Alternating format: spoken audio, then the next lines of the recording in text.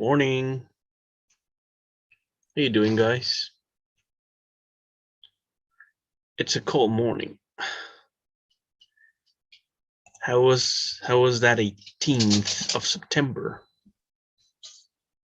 Did you have fun? I hope so. Can you confirm if you hear me well? Maybe you can type yes in the chat room. There you go. Thank you, Antonia. Right. So again, it's a cold morning. Freaking sleepy too, just as you. But let me tell you anyway that these 2 past weeks, I had a lot of fun and I rested a lot. And I hope you've had in this case, also very fun holidays. Well, talking about the upcoming deadline for the short story, I'm going to share with you my screen, guys, so that we can talk about that. According to our calendar, we are right here. Okay, this week, and the deadline for the short story is the 24th. So you still got 2 days left to send me your short stories. And let me just quickly review the guidelines and the rubric for in this case, for the assessment, which is the short story. I told you in previous lessons that the short story was a piece of writing in this case, which is normally fictional. And the maximum of, in this case, words you should have written, it's 800 words. Okay, minimum was 500. Ideally, it was a short story based on another short story. Okay, and I gave you this case, hold on. I gave you in the on UCampus, I uploaded several suggestions for short stories, like by Edgar Allan Poe or Ray Bradbury or Jack London, etc. So the idea was read one of these short stories and then create a spin-off or a sequel, for example, which was fictional. Now, if you, in this case, devised another type of spin-off based on a different story, or maybe you just created like from scratch your short story, that's okay. That's okay. I mean, I'm not gonna tell you in this case to change your in this case the choice, because I mean, we got 2 days left. So if you thought of writing a short story based on a different source, that's okay. That's okay. All right. Well, ideally, according to in this case, the guidelines, the ideal thing was send it using Google Drive to my UMSE email. So that meant that you should have created, for example, a Google Doc here on Google Drive, and then share it directly with me. So it means that you should have used this button here, Documento de Google, and then, you know, start writing using this format.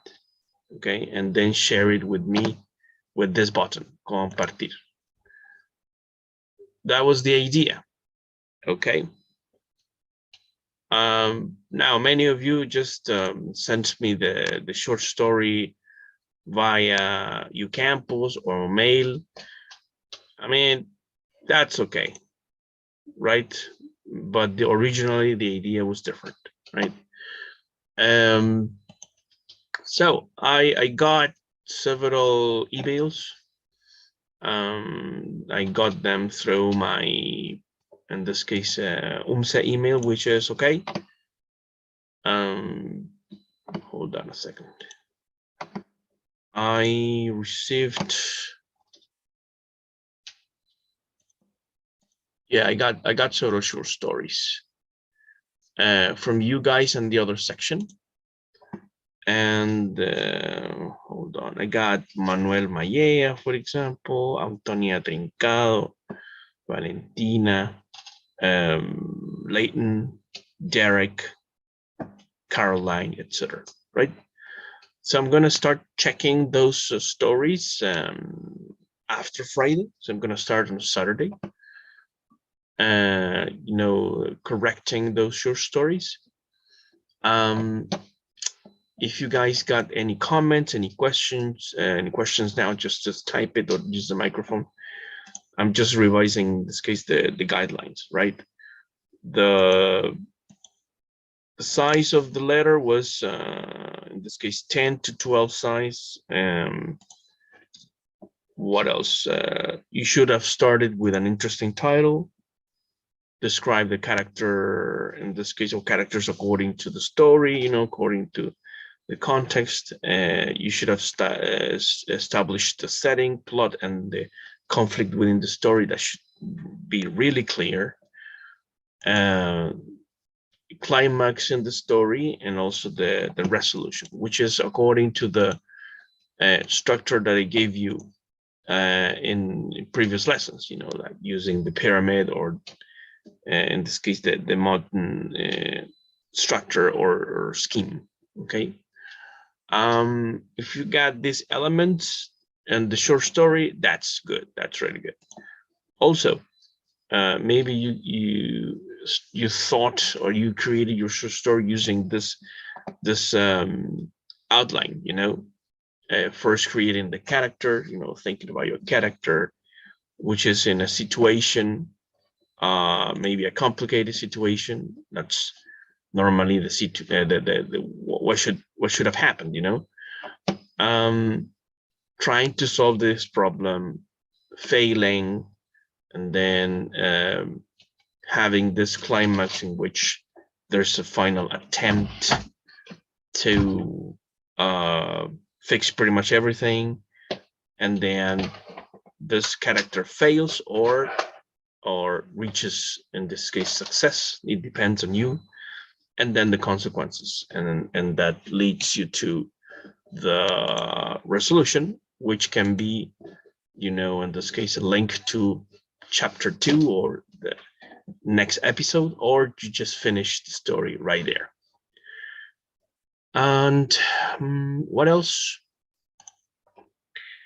The idea is try to keep, in this case, a key emotion in the story. All right. There could be a thriller, there could be drama, there could be, I don't know, terror or any other emotion in this case, or maybe just something which is fictional, like science fiction or whatever you wanted in this case.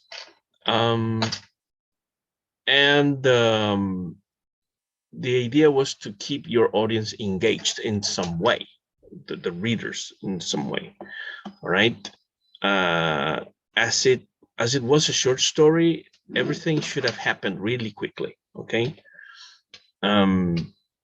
Also, the plot in this case, you could have used different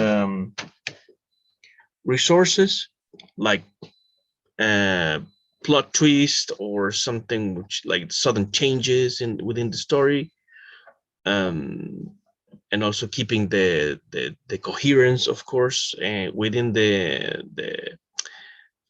argument. What else? By the climax, major challenge must make the characters lose all hope and then giving way to a miraculous solution. That was pretty much something like the common resource that you could have used. The end might be open or change the characters forever, right?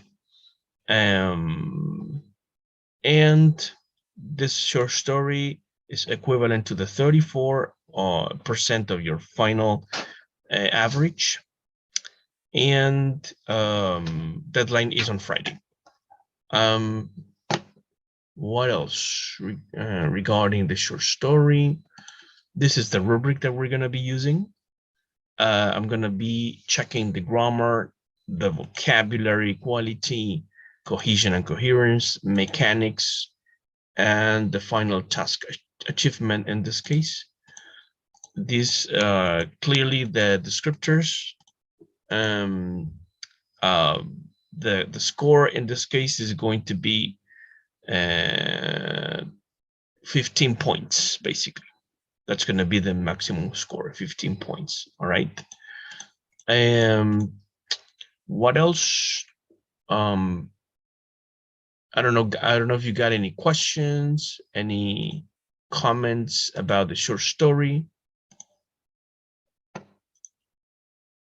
Anything that you'd like to know before Friday?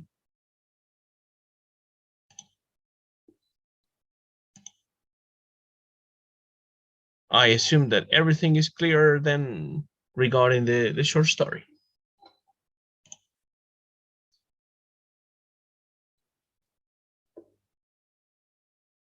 Okay, so let's move on. So if you guys got any questions about the short story, just text me in case you don't want to speak now. And let's continue with the contents. And also, the last thing that we studied was passive. I mean, regarding the metalinguistic contents was law and order. And also we were talking about passive voice. And then we should be revising reflexive and reciprocal pronouns,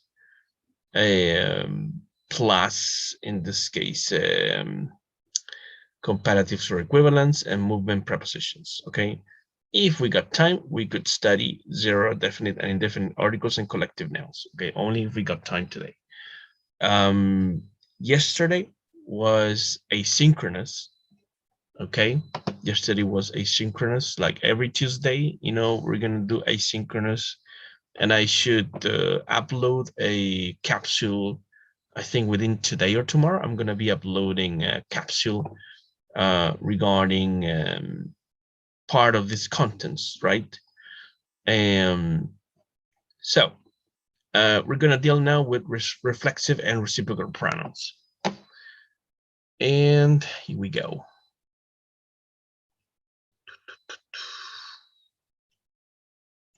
Right here. All right. So reflexive pronouns in this case. I bet that you already know what a reflexive pronoun is. Normally, we see them in this way using the suffix self. So you say myself, and you got the, in this case, the correlation, you know.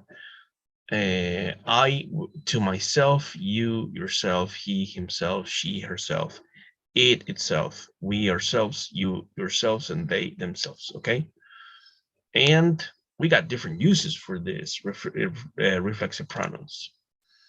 You can see the chart here. In this case, the total correlation or correspondence in this case among the pronouns, the adjectives in general. You know that every personal pronoun in this case has respective object pronoun, possessive adjective, possessive pronoun, and then the reflexive pronoun. All right. Now, Sometimes we use the reflexive pronouns to make meaning of the sentences, in this case, stronger, or to emphasize the subject of the sentence. That's one use of the reflexive pronoun, okay? So here we got an example. It says, wow, that's a beautiful painting. Who painted it? Actually, I did it myself. So in this case, you put emphasis on the author of the painting, which is, in this case, I. So I did it myself, right? Putting emphasis, in this case, on the subject. When a reflexive pronoun is used in this way, it can appear in different places in the sentence, okay? So for example, you can say, of course, I would never do that. Of course, I myself would never do that. Or, of course, I would never do that myself. In this case, the reflexive pronoun is always stressed if used for emphasis. So you can put it in different positions in the sentence. All right. What else? We can see examples here. All right. We can do some exercises actually later. So you can see here that when we do self-talk, in this case, we talk to ourselves. So in this case, we're using the reflexive pronoun in this case, this way. Sarah and Tom talk to themselves in different ways. All right. So in this case, we see in the structure that we start the sentence with the subject, then the verb, and then the rest of the sentence. That can be the object. So normally here, the reflexive pronouns are used as object in the sentence. All right. Sarah and Tom talk to themselves. Same thing, subject, verb, object.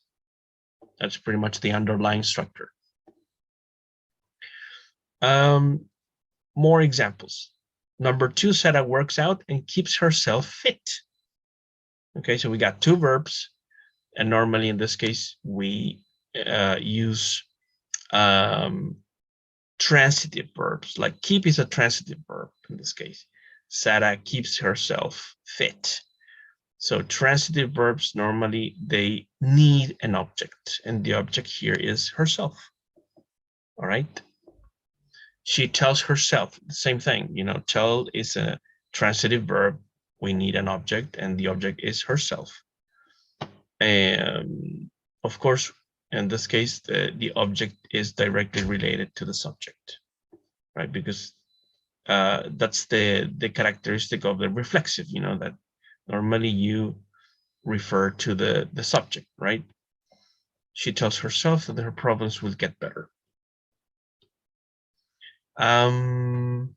What else? What else? Hold on, let me check if I can turn on the camera. Oh, there you go. There you go. All right. What else? In number 3, it says Tom spends all his time at home by himself. All right. Now, so you can see here that there is a change, sudden change in the meaning. She tells herself, in this case, as I told you, you have this, in this case, self-referring in regard to the subject. But here, the structure is a little different. Tom spends all his time at home by himself. In number 3, for example, if we just wipe off by himself, we got a complete sentence, like Tom spends all his time at home. That's perfect. You know, we don't need more information. But we added extra information saying by himself. So in this case, you're saying that by himself, or we're saying that by himself, we're saying that Tom was alone, right?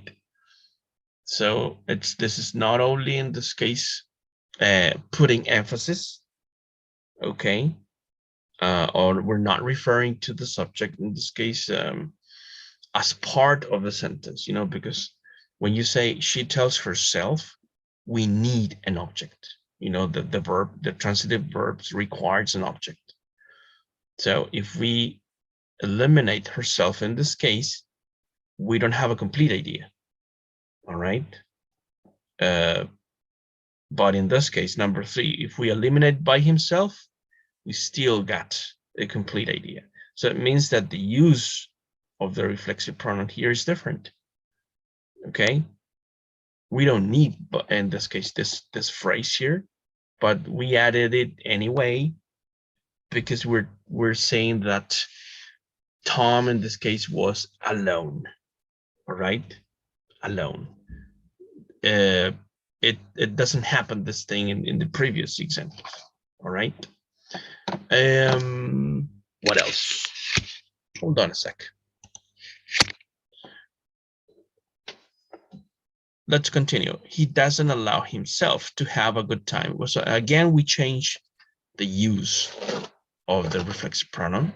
We need himself here because we're using allow, and this is a transitive verb. So we need an object. So this is in this case key. In this case, we cannot get rid of this. The next, he doesn't blame the problem itself. We need itself in this case to complete the idea. Tom's doctor said, treat yourself better, Tom. Yeah, we need yourself in this case because it's part of the whole idea. So the only case in this case in which we adding some extra here with a different use, which is saying that Tom was alone, is number 3. All right. Guys, any questions so far? So far, so good. Not a big deal with reflexive pronouns. If you got questions, just let me know. Now, we're going to establish the difference between reflexive pronouns and intensive pronouns, right? So we just mentioned that a reflexive pronoun is a type of pronoun that is preceded by, in this case, the adverb, adjective, pronoun, or noun to which it refers, so long as the antecedent is located within the same clause. So pretty much in this case, the antecedent, which was the subject many times, it was in the same sentence. Okay, we know this. A reflexive pronoun indicates that the person who is realizing the action of the verb is also the recipient of the action. So subject and object. We're talking pretty much about the same person then. While this might seem strange at first glance, the following example of reflexive pronoun, blah, blah, blah, blah, blah. Yeah, examples. I was in a hurry, so I washed the car myself. In this case, this use of the reflexive pronoun, in this case, indicates that this person did the job alone, right? It doesn't necessarily mean that the person was alone, like physically in some place, like talking about the location, but it was saying that the person did something alone, okay, but not indicating the location. What else? You're going to have to drive yourself to school today. So again, we are referring to the subject, okay? Drive yourself, and the reflexive pronoun is absolutely necessary, okay? In the first sentence, same thing, okay?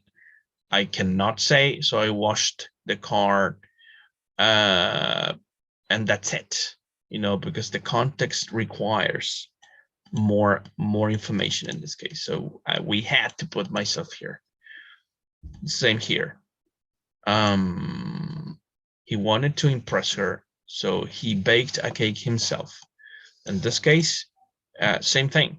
We need to use the reflexive pronoun in this case to complete the idea. All right. So what's my point? It is that sometimes we do not need the reflexive pronoun in some sentences. Yeah, in this case, they are absolutely necessary. All right, but not all the time. So let's talk about now the intensive use of these pronouns. Okay, this is the reflexive use, but now let's talk about the intensive use. An intensive pronoun is pretty much identical to a reflexive pronoun. It's a pronoun that ends in self or selves, places emphasis on its antecedent by referring back to another noun or pronoun used earlier in the sentence. All right. Intensive pronouns are sometimes called emphatic pronouns, and that's another name. So they're pretty much the same. So what's the difference? Now, you can test a word to see whether it's an intensive pronoun by removing it from the sentence and checking to see if the sentence has the same impact. That's the thing that I told you. So now, clearly, we established the difference between reflexive and intensive use. In this case, intensive pronouns are an essential to a sentence's basic meaning. Okay. For example, Jim made himself coffee. Without the reflexive pronoun himself, it would be impossible for the reader to know who Jim made coffee for. In this case, Jim made coffee for the king himself. In this case, himself refers to the king rather than to Jim. The reader is meant to be impressed that Jim made coffee for the king. All right. And himself in this case is the intensive pronoun, right? But if you say Jim made coffee for the king, that's it. You don't need himself. But it was just added to cause a different impression, right? Himself, okay. Common intensive pronouns are himself, herself, yourself, themselves, and ourselves, okay? These are more commonly used in this case in sentences. More examples for the intensive use of reflexive pronouns. Jesse wondered aloud whether he himself was the only one seeing what was happening. If we eliminate himself here, everything is fine. All right, everything is fine. We're just putting more emphasis in this case. The next, Mariah knew that she herself could make a positive impact on the world if only she put her mind to it. Same thing, you know, she herself is just putting emphasis. If we get rid of herself in this case, we keep the meaning in this case. We keep the meaning of the sentence.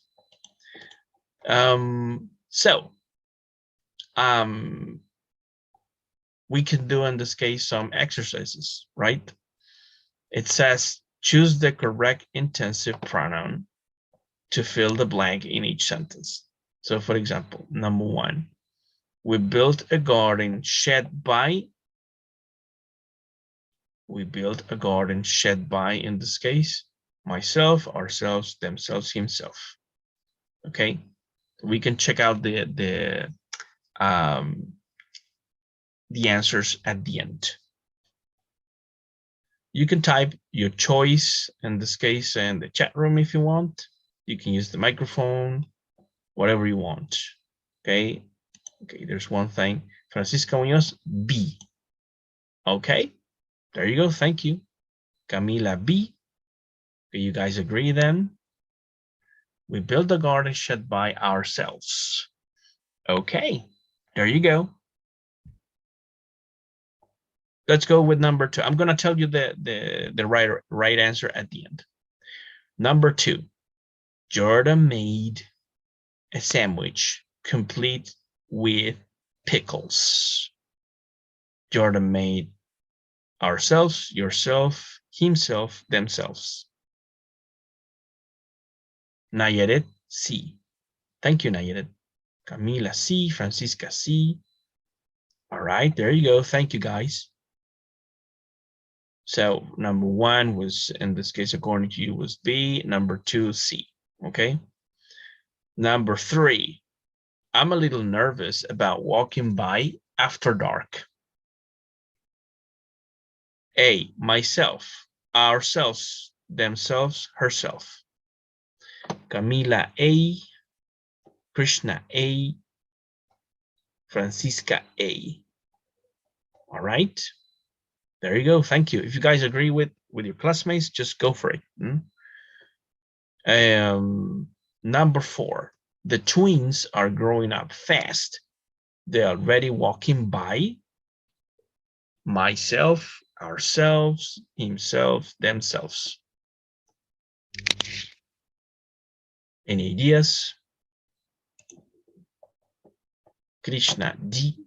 Francisca, D. Nayarit, D. Okay, walking by themselves. There you go. Thank you very much. Number five, Jennifer sewed her dress. Myself, himself, ourselves, and herself.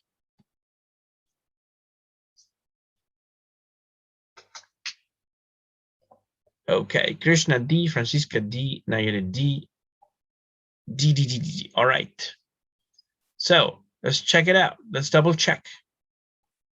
Number one, it's we built a garden shed by ourselves. So number one was B.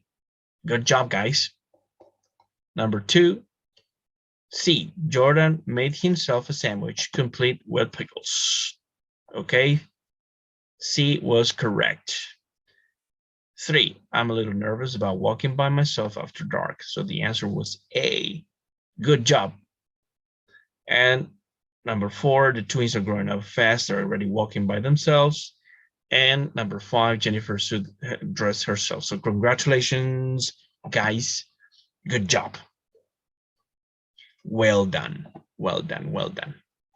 Easy peasy for you guys, I guess. Right? Piece of cake.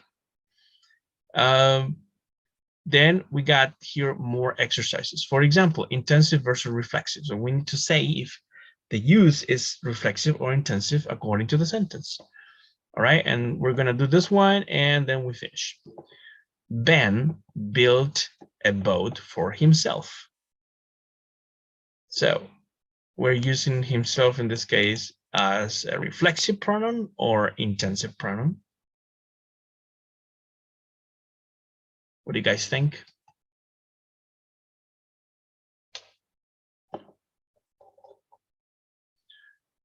Francisca says A, reflexive pronoun. All right.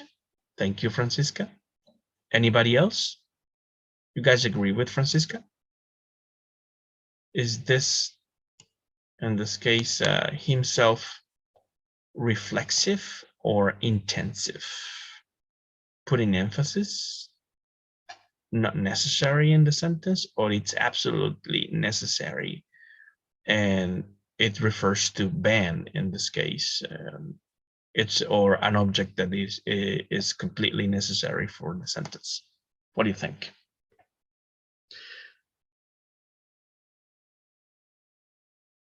I'll put it easier for you guys. Reflexive is completely necessary. Intensive is unnecessary. All right, that's it. Nobody else? All right, so Francisca said A. She was the only one answering this one. Nayaret, A. There you go. There you go. We got another answer. Okay, Nayaret agrees with Francisca. There you go. Number two, my mother bakes her family's bread herself. Is this reflexive, like herself, is reflexive pronoun or intensive pronoun? Like reflexive use or intensive use? Francisca says B, intensive. All right. Francisca B, Nayarit B in this case. Intensive use of this pronoun. All right. Nobody else? There you go. Thank you, Francisca Nayara. Number 3, the major herself appeared at the rally. Herself, in this case, is the or corresponds to the reflexive use or intensive use of this pronoun. What do you think? The major herself. Nayara said A, Francisca B. Anybody else? What do you guys think?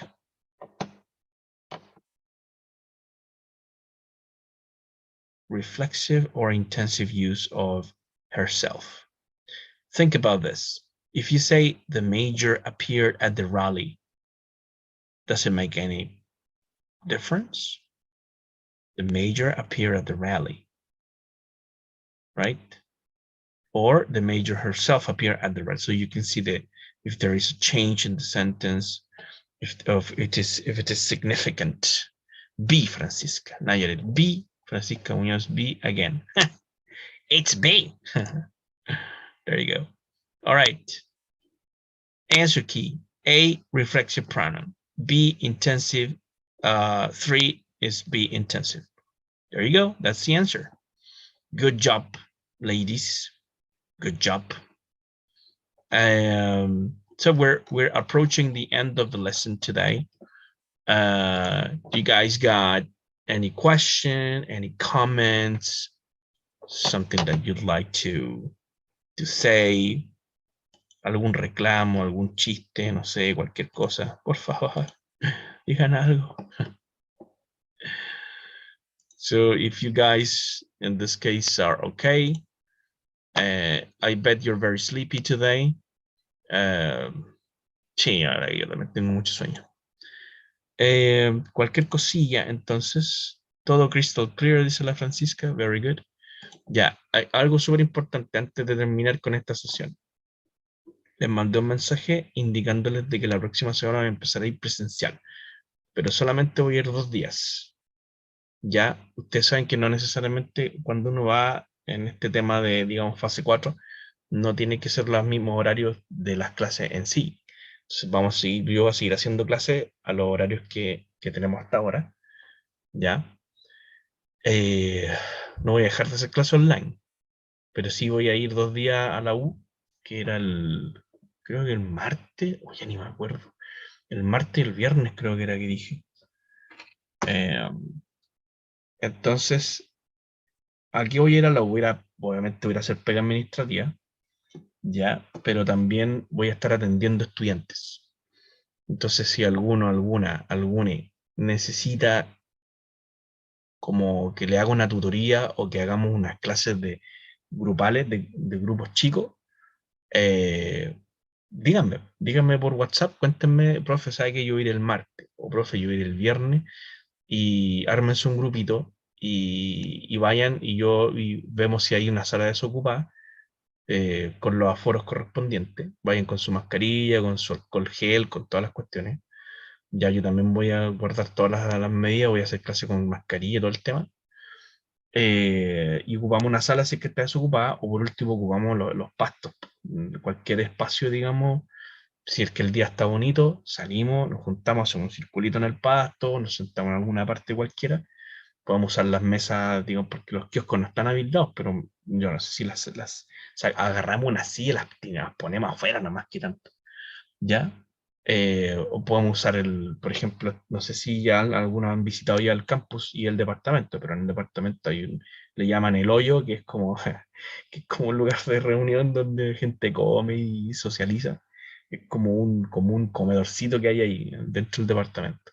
Podemos hacer clase en el hoyo, podemos, como ustedes quieran, ¿ya? Si no va nadie, no importa, yo voy a estar allá igual, pero yo me voy a ir a las 6 p.m. Yo voy a llegar como a las 12. Sí, sí, como a las 12 para adelante. No necesitan llegar a esa hora. Ustedes díganme, profe, nosotros vamos a ir el grupo, este grupito, juntamos, no sé, pues nos juntamos 10, nos juntamos 5, 8, y vamos a llegar a tal hora. ya, y yo tengo mi oficina ahí en el departamento. eh, Está entrando en el departamento a la izquierda, izquierda, siempre va a la izquierda, bueno, nunca va a la derecha. Eso está más que claro. Entonces, izquierda, izquierda, está mi oficina. De hecho, mirando el departamento de frente, es la primera oficina que está, la ventanita de la izquierda, la ventanita que está ahí, es mi oficina, compartida con la profe de Mary Peace. ¿Ya? Entonces, díganme si quieren ir y quieren hacer clase presencial. Obviamente no voy a tener a los 20, 22 en una sala, pues no creo que la fuera aguante, ¿ya? Pero los que quieran ir, por último, si son hartos, díganme, profesor, que vamos a llegar allá a las 2 de la tarde, vamos a ir harto, entonces yo le aviso al director, aviso en la U, ¿cierto? Porque tengo que mandar una planilla. Si no se inscriben, eh, no puedo coordinar todo para hacer, digamos, la tutoría o la clase, entre comillas. Necesito que me manden el listado para yo mandar la planilla porque tiene que haber un seguimiento, un tracing, ¿ya? Entonces, si son 20, 15, por último, como digo, hacemos clase afuera, pues, y agarro la silla aquí en el pasto, ¿cierto? Etcétera. Entonces, por eso necesito esa información, ¿vale? Si no va nadie, no importa, yo voy a ir igual no porque necesito salir, pues si no me voy a volver loco, ¿ya? Eso, chiques, ¿ya? Eh, have a great day and see you tomorrow. Les voy a subir una capsulita en compensación de el martes asincrónico. Y nada, pues, nos estamos viendo. Take care.